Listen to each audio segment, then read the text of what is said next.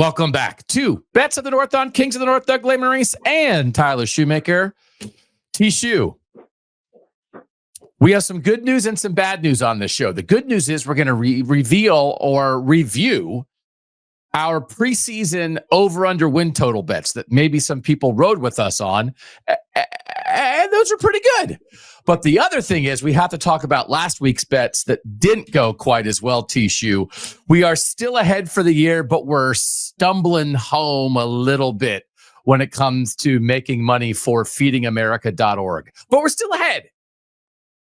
We are ahead, which at the end of the day is the most important thing. But yeah, obviously, I mean, we came out of the gates red hot and have kind of, like you said, stumbled to the finish line a little bit, which obviously you hate to see. Please, if we run this back for season 2 next year, just let me take a personal week 14, because it literally crushes me every single year. And every single year I say, okay, next year I'm not going to bet it. And then I put in 30 bets and end up losing a bunch of money every week while watching my team lose a rivalry game. So it's not a good week for me for the last handful of years. So just don't let me bet rivalry week next year. Is it just that the rivalry vibes overwhelm the math? I think it is. That's the conclusion that I've come to. It's crazy. I mean, and it's Ohio State, Michigan. It's across the board.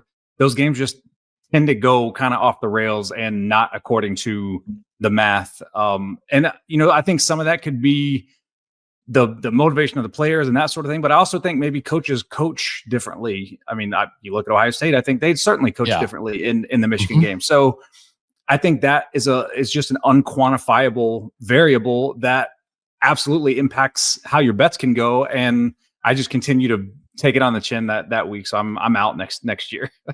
So the good thing was for last week, we did not take a rivalry game, which is why we got killed.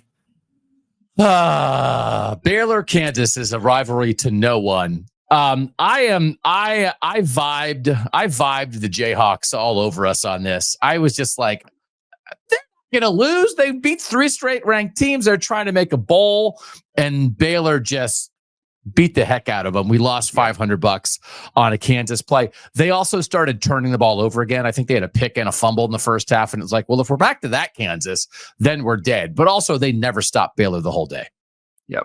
Yep. I mean, I was right there with you. The numbers supported it. I like the vibes as well. They've been playing really well recently, but as we pointed out last week, Baylor had been playing well also. But yes, and that trend continued while the Kansas train kind of came to a screeching halt. So I mean, what do you do? Sometimes you're just going to go that way, where it's just like early in the second quarter, like this has no shot. And then we lost another bet. The 3-team parlay. We liked Texas to beat Texas A&M, and we liked Notre Dame to beat USC, and we were looking for a third team for that. And we picked Tulane, who on Thursday night, the only college game on Thanksgiving, killed this bet as a 14-point favorite. We just took them on the money line, and they lost to Memphis. So we lost our 3-team parlay because we hit 2 and not 3. Pretty shocking for them to lose that game as a 14-point favorite, yes? Yeah, and I mean, we'd have been better off just taking Texas and Notre Dame against the spread, because they both covered. Which thankfully, like I said, I did bet Texas, and I didn't actually have money on Notre Dame last week, surprisingly, other than this one. But Tulane, I mean, talk about a squandered opportunity. I mean, they had the college football world to themselves Thursday night, with an opportunity to really make a statement that we are the premier Group of 5 team, and they no-showed. Memphis outplayed them from the jump in that game. Then we lost another bet. This was the Doug swing on a plus money, just an underdog to win. And I liked 2 last week, and I picked the wrong one for the bet. So I picked, let's do Vanderbilt to beat Tennessee at better than plus 300 odds. I also liked Syracuse to beat Miami at better than plus 300 odds. That happened.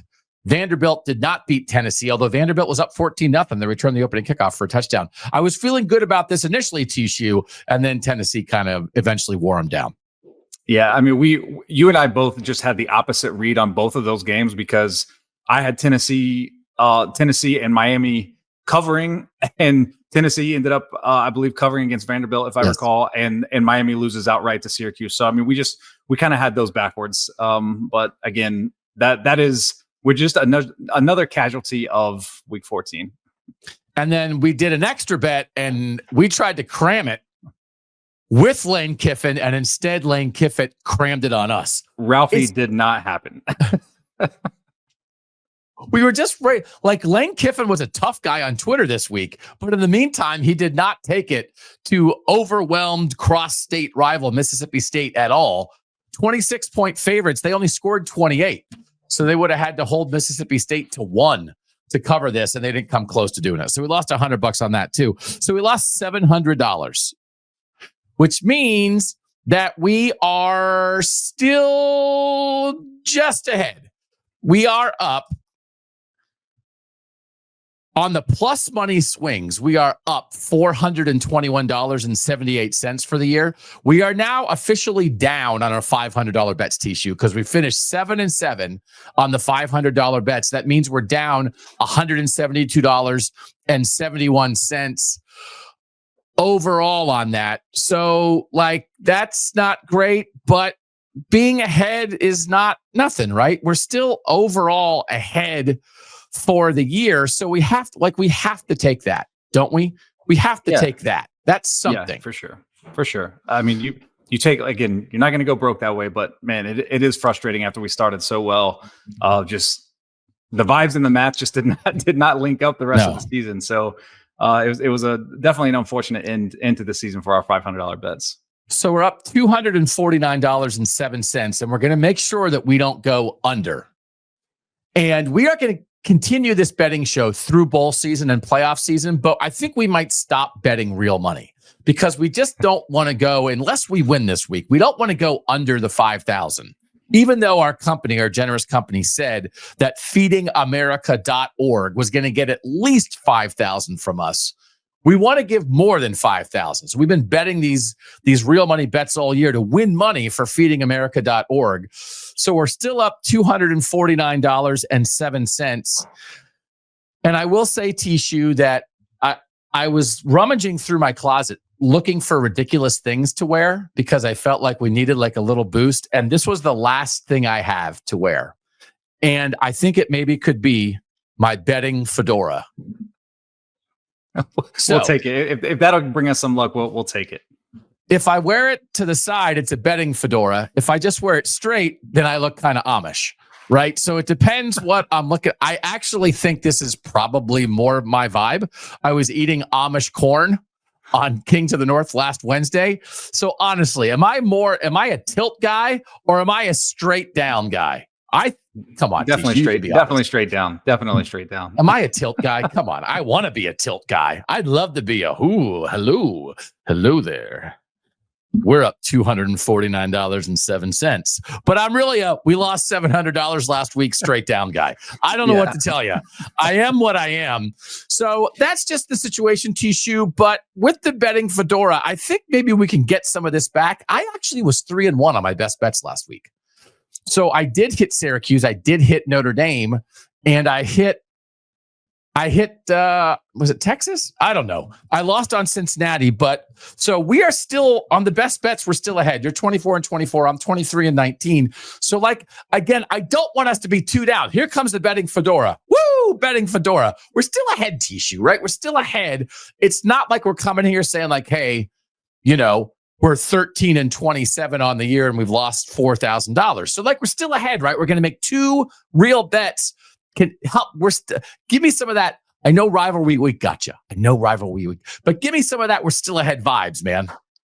We are. I'm excited. I do think it's smart for us to reduce our play this week to just guarantee ourselves profit for the season. But yeah, last week really had me down because I drive 8 hours to Columbus to sit through the game in the 20-degree weather, see my team lose, knowing I'm losing money at the same time. So that was like, just double whammy. Drive 8 hours back. Had a lot to think about, but I am excited for this week and for bowl season. Bowl season's actually been pretty good betting wise for me the last couple of years, but really it's an uncomfortable situation for me because it's way more vibes. This is what bowl season's way more your deal than it is mine because it's way more vibes than it is math because players opt out, coaches leave, and it's like, how do you account for all of that? It's more just like who do you think is going to show up and want to play? And I do think in what I've studied with the betting market, I think line movement's always important, and I always preach about that. But I do think in bowl season, it's like, okay, people tend to know when players are going to opt out or coaches are going to leave or whatever, and you'll see some pretty crazy line movement. And I think generally that's like indicative of like, okay, that's definitely the side. That's not always the case in the regular season, but I think in bowl season, that line movement is even more telling than in the regular season. Oh, that's good advice. Pay more attention to line movement in bowl season. Okay, that's good. The other thing about this, though, is that in a 4-team playoff, we only had 3 games that weren't affected by opt-outs and coaches leaving. Now we're going to have, I don't know. I mean, how do you do the math? 11 games, right? So like that's much better. We're going to have more fun gambling opportunities where you're not always trying to guess, are they going to lose 9 starters to opt-outs, because we got real playoff games. So we'll also be talking about those as we continue this show for the next several weeks. And that's going to be more straight analyzing stuff. Yeah, that's a great point. That's going to be a lot of fun to have more than just, the semifinals and championships, where coaches and players both are going to be locked in and engaged. One thing I am going to do before whenever we do our playoff show, I've had a hunch that playoff games tend to be more high scoring, so lending themselves more to overs.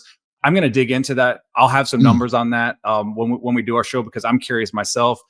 It does feel like when these elite teams get on the field with each other, they tend, I guess they just let it rip more, but it feels like those games tend to go over more often than not. But I will have some data to back that up, or maybe contradict that whenever we do our betting show for the playoff. Okay. I'm curious to see how you may have used any vibes here. I would imagine it's mostly math for your $100 bet. So you and I, with $249.07 to play with, we're each going to make an individual $100 bet this week of real money, trying to win money for feedingamerica.org. And again, we had some people who reached out and said like, hey, I'm going to donate some money to feedingamerica.org. I've enjoyed this show. What a wonderful thing that is. We certainly would encourage anybody during this holiday season to support feedingamerica.org, which works with food banks around the country.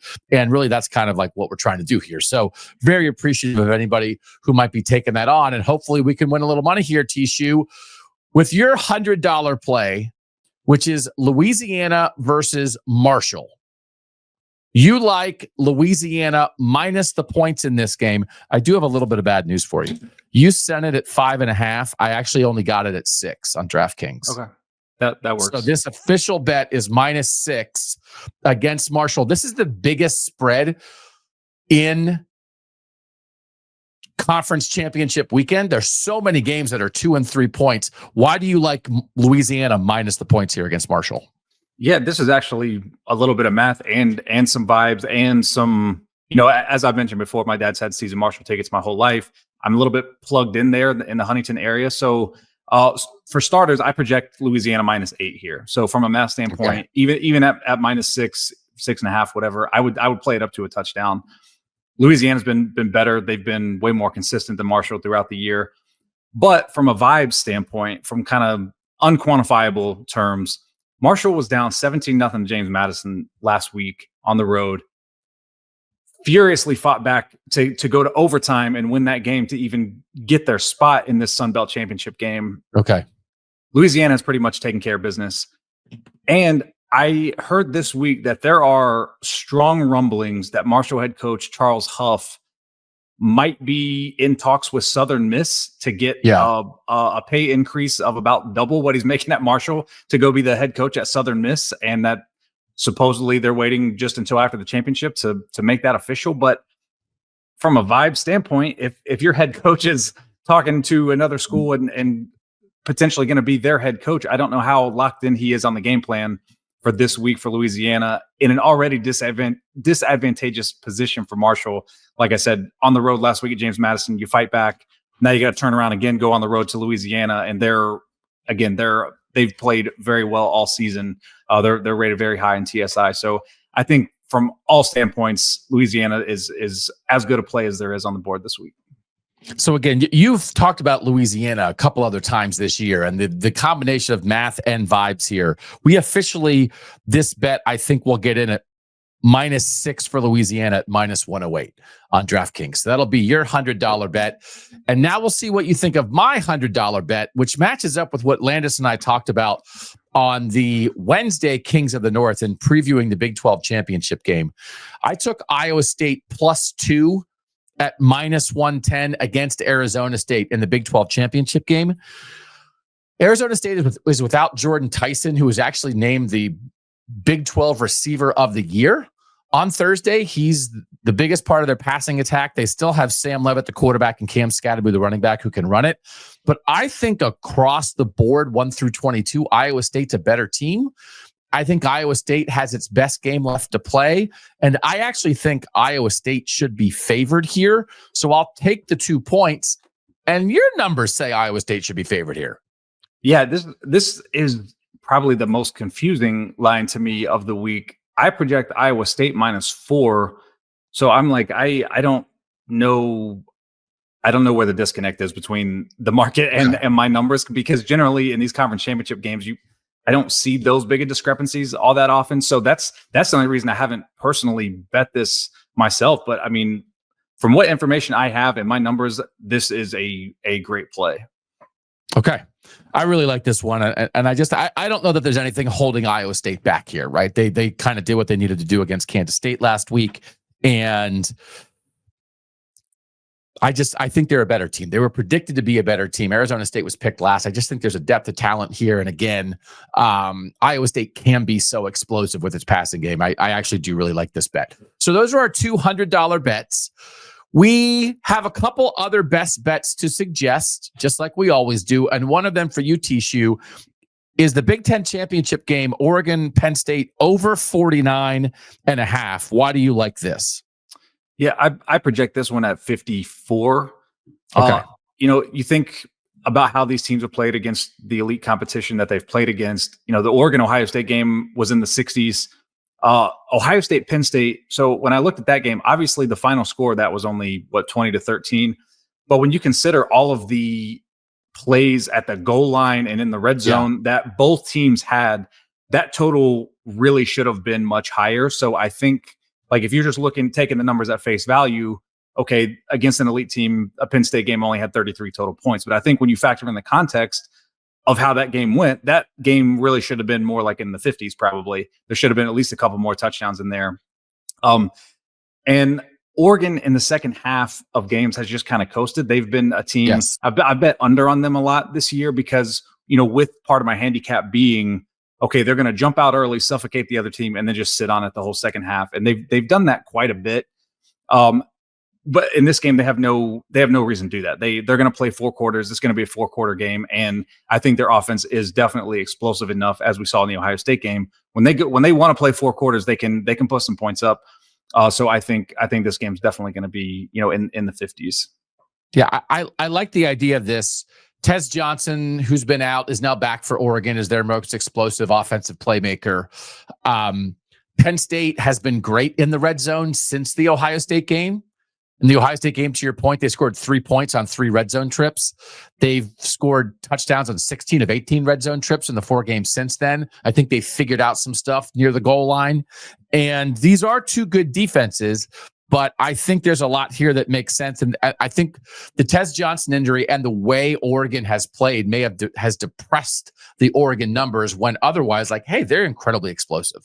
And so this line actually has slightly ticked up already to 50, but you're still good with the over here on that. Is that correct? Yep. Okay. I would probably play this to 51.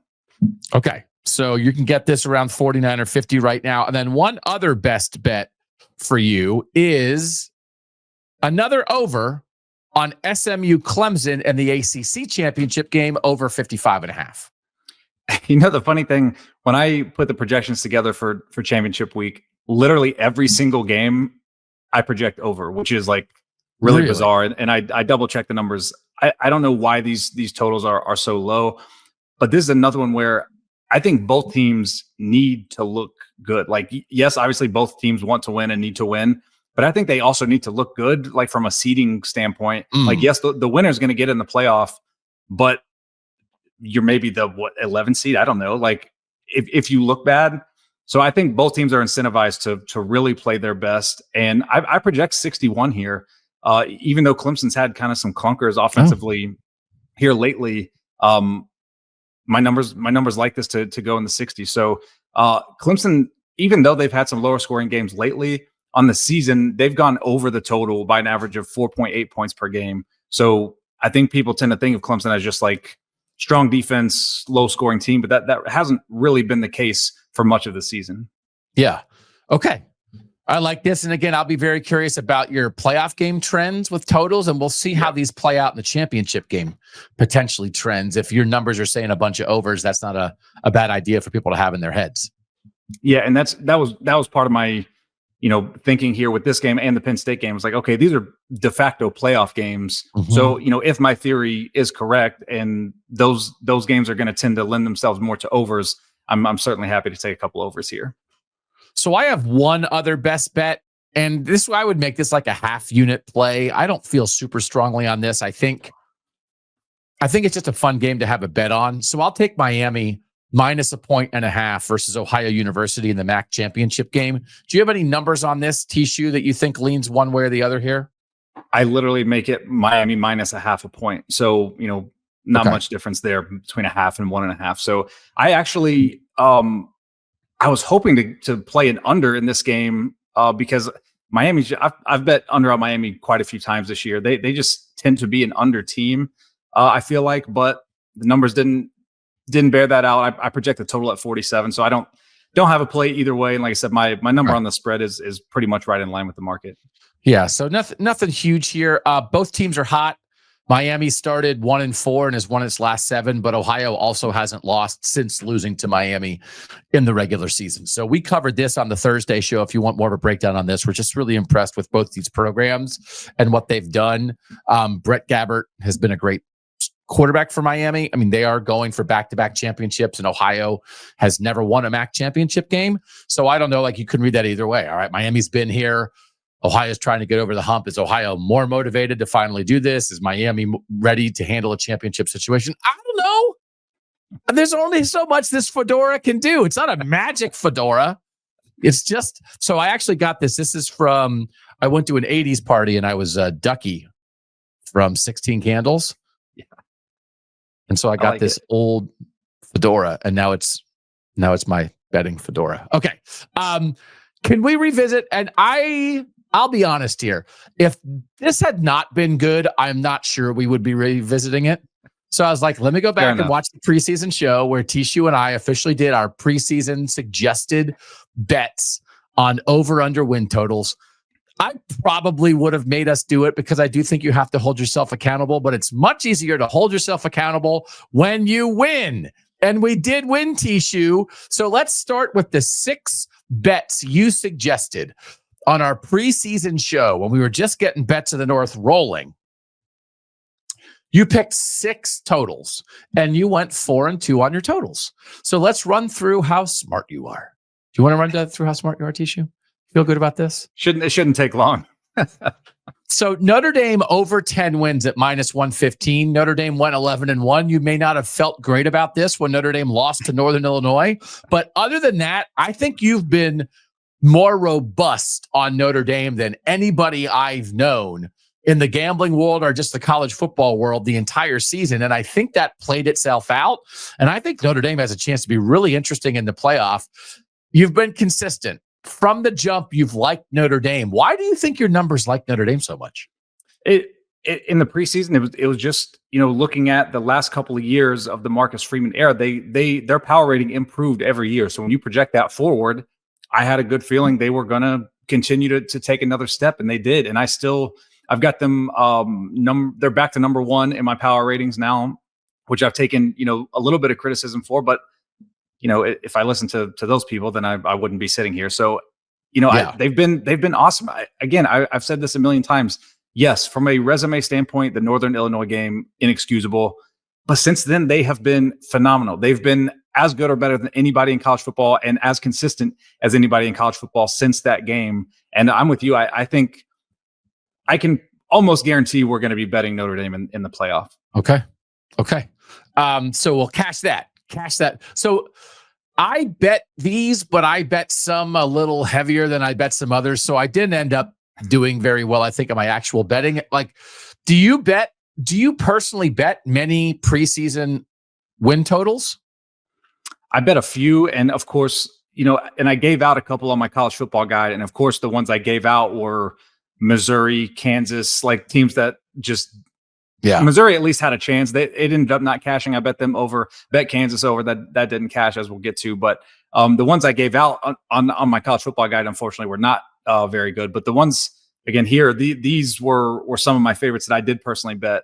So okay. I was glad to see these come through at least. You were not a believer in Nebraska. You said under 7.5 for Nebraska plus 105. I scoffed. I said, how can you not believe in year 2 Matt Rule? And then they went 6-6 and you won this easily. And even they should have beaten Iowa in the last game of the year and they blew it, but you still would have cashed that even if they did. I think they were 5-2 and then fell apart, but you cashed this. You just weren't quite buying the hype on the Huskers. Yeah, that was, if I recall, that was both a numbers play. Their power rating hadn't been great, so it was hard to really project them forward. I think I did give them some benefit of the doubt because of Matt Rule's track record, but also factoring in that they did have a freshman quarterback. So I don't make like subjective manual tweaks to the numbers, but I will take the data at hand and apply benefit of the doubt stronger in some cases and less in others. And this was one where I applied it less just because they were going to be starting a true freshman quarterback. Even if he is a 5-star and he probably will be great by the end of his career, I expected him to take some lumps this year. So Nebraska did start 5-1 and then went 1-5 down the stretch. And I'm sure when they started 5-1, I probably sent you a text and said, how dare you doubt the Huskers, TShoe? But that's why you're the math guy and I'm not. So you hit that. You also hit Illinois over 5.5. We went head to head on this during the show. We'll get to my bets in a second. This is one that I lost. I remember you saying I was very down on Illinois going into the season. You made your case for going over 5.5, and then I made my case for going under 5.5, and you were like, I don't know. That was a pretty persuasive case, Doug. And then Illinois went 9-3. Please, TShoe, never be persuaded by me. You nailed this on the Illini. I wish I could say that I knew they were going to win 9 games. I'm sure, I don't know what my projections were. I don't have them in front of me, but I'm sure I probably had them at like 7-ish. So I wish I could take credit for 9 wins because that'd make me look real smart, but I'll happily take the win at plus 105 odds. Yeah. So like very easy, like very, very easy over. And again, like they won 2 overtime games, but even if they lose those, they still easily cash this. So this was just like from the jump. You mentioned this earlier, Kansas over 8. A lot of people got bit by Kansas. There were people picking Kansas to win the Big 12. And then they just turned the ball over too much early on.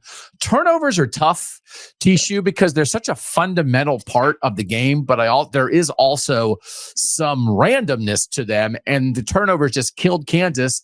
And then they showed in November how good they could be, and that did you no good. Yeah, I know. When they started to get hot, I was like, I don't even want you guys to win now. And then, of course, I did finally come around last week, and then they burned me one more time.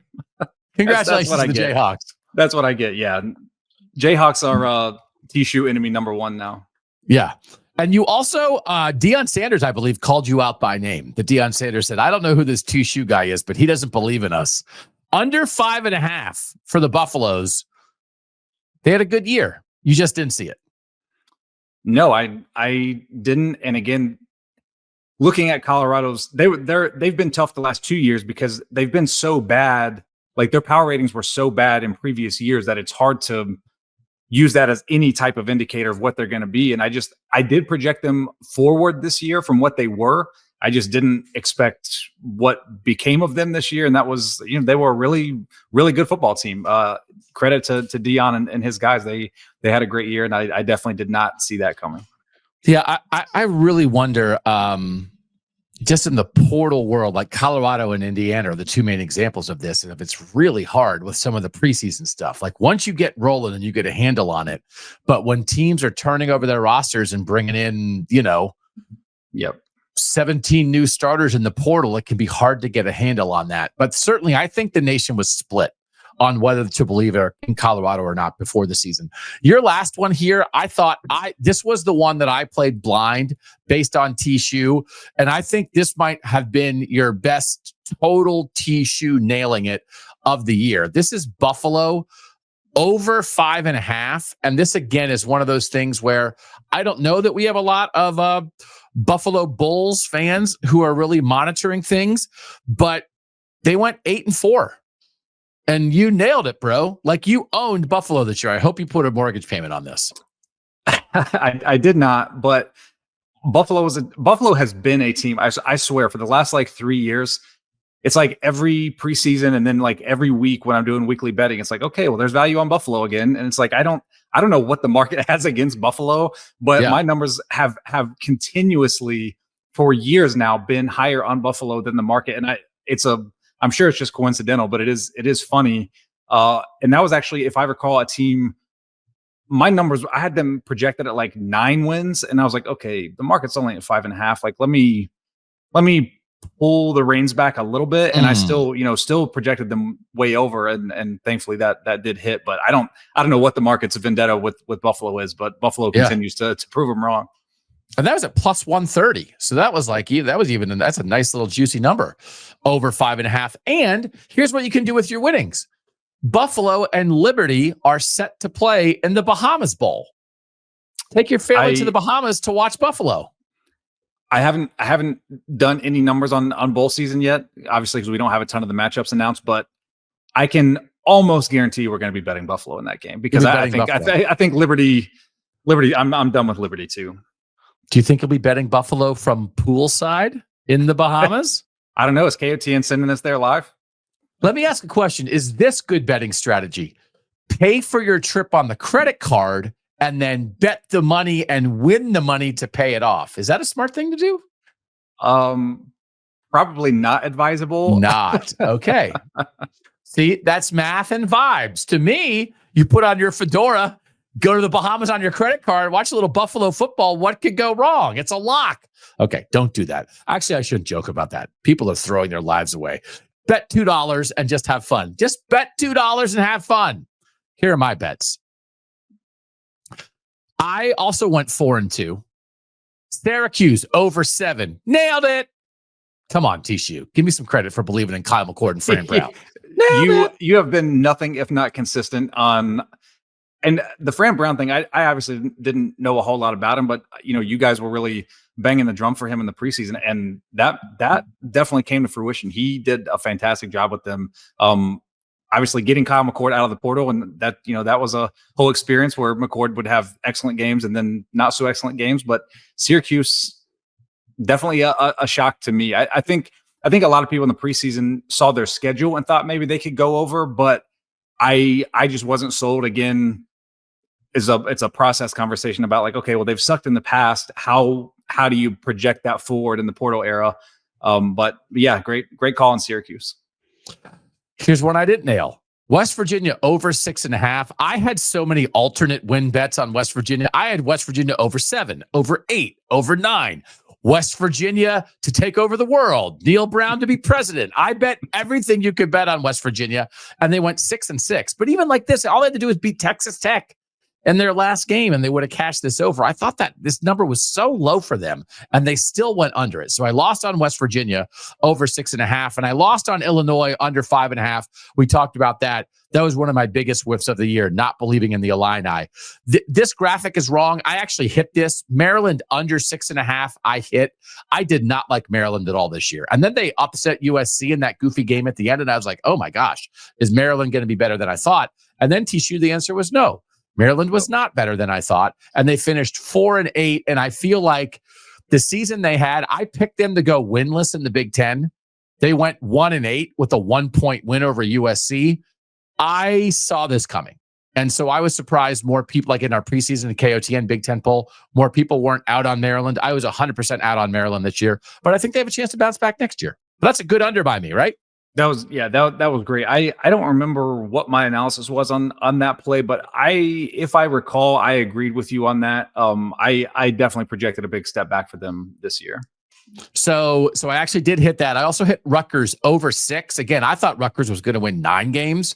And so the fact that they went 7-5. They were 4-4 at one point and won 3 of 4 down the stretch to cash this. But like, I almost feel like I kind of was wrong on Rutgers, that they weren't as good as I thought they would be, but the over still cashed. So I still feel pretty good about that. And then my favorite one. Is it okay if I take off my betting fedora just for a second? Just for a second. Whoop. Oh, yeah, that feels right. Georgia under 10.5. Cash that bet. Cash that bet. As I said on another show, Georgia was so much closer to being an 8-4 team than a 12-0 team. I was like dabbling with Georgia at 9-3. They should have been 9-3. Yeah. So, but they were under this easily. And again, I don't think Georgia is a horrible team, but I just looked at their schedule and I thought expecting them to win 11 games with that schedule was crazy to me. So I cashed under 10.5 for Georgia at plus 105. You're proud of me, aren't you? I am. I like that bet. It was about mid-season. I put out a graphic that said like teams most likely to win 10 games this year. And I think Georgia either wasn't on it or I was only projecting them to win exactly 10 or rounded to 10. And some guy on X was like, "You're an idiot. I'll bet you any amount of money that they win more than 10 games." And I'm like, I mean, there's plenty of sports books that'll take that bet right now. And then here we sit. So though I didn't join you on this bet, it does feel good that I got to defeat a Twitter troll with a win here. The last one was this special bet that I suggested people do, which was an alternate line thing. Iowa, not a parlay though. Iowa over 9 wins at plus 230 and Iowa State over 8.5 wins at plus 230. My suggestion on the show was bet both. And if one hits, you're ahead. And if 2 hits, you're literally a millionaire.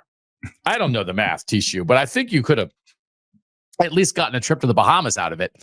So Iowa finished 8-4. They did not go over 9, but Iowa State won 10 games for the first time in program history. And the reason I like this is this hedged the Cy-Hawk game a little bit. Yep. So if Iowa maybe should have won that game, it took a last-second drive and a field goal by Iowa State to win it. Maybe it wasn't a field goal. Was it a field goal? But anyway, it was like a 54-yarder because I had Iowa in that game.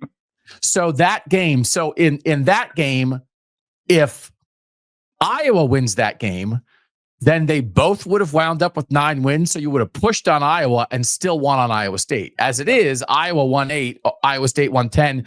But I just like the idea of, I thought they were both going to be good. And then if you bet both, the Cy-Hawk game doesn't kill you. And so I'm going to do more of this, TShoe. This is like my new strategy of finding teams, good teams that are going to play each other during the year. And then if you bet both, you guarantee yourself a win in like a toss-up game. And that helps the over-under total of the team that wins. And it doesn't necessarily kill a team that loses. So anyway, if you bet, help me with the math on this. If you bet $10 on both, that's a $20 outlay. You would have gotten $33 back, right? At plus 230. Yep. Right? So you would end up betting a total of $20 and you would have a total of $33. Yeah. I'll take that. How about that? Yeah, so Did I invent a new way to bet? Yeah. So if you put a unit on both of those, you came out 1.3 units ahead. Yeah. How about that? I haven't come out 1.3 units ahead in anything in my whole life. That's good betting right there.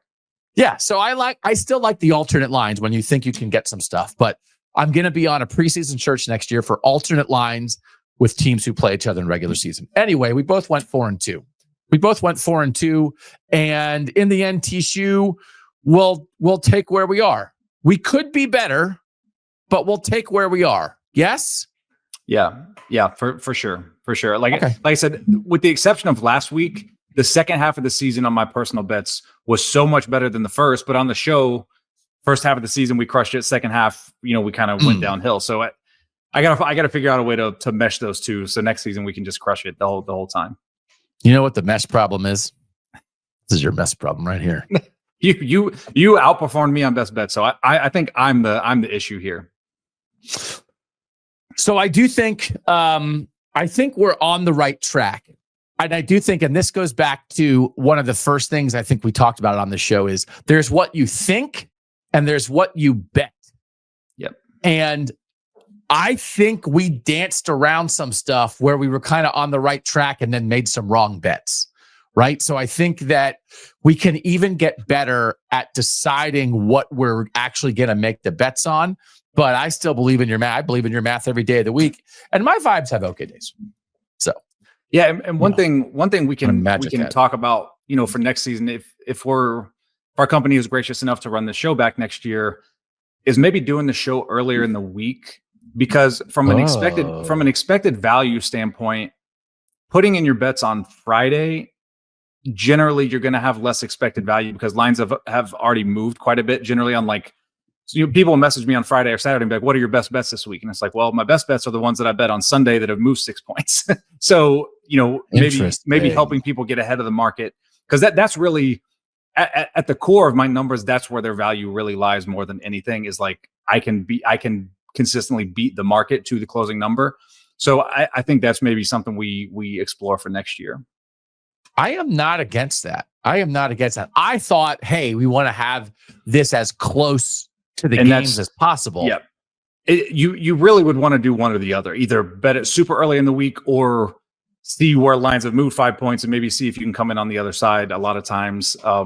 So it is betting midweek, late week is trickier. Again, with my numbers, we can bet things on, if we did the show on Monday before lines have really moved, now people are betting with us. And now by game time, our audience has 4 points of closing line value and can feel much better about the bets each week. Oh, that's interesting. Just that's something to think about. Not to make excuses. Yeah. The results are what they are, but that is a fact of betting that, if you have 5 points of closing line value on a play, over the long run, that process is going to be more successful than if you get a half a point of closing line value, or you're having to bet the other side because the side that steamed, has gone too far. So just something to think about. Okay.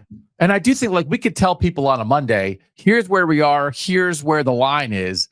If it moves, how long would you stay with it? Right. Yep, so exactly. You're making a suggestion at -8, but you would say, bet that up to -11. Right. And that kind of thing, that we could still help people with that. Oh, look at you making the show better. And guess what? I found a magic hat. So I made the show better too. All right. See, math and vibes back together again. We're going to stay ahead for the year regardless. We're going to do some bowl and playoff stuff. We're going to keep having fun with this betting show every week. And we certainly appreciate you guys riding with us all year. For now, he's Tyler Shoemaker. I'm Doug Lesmerises. And that was Bets of the North.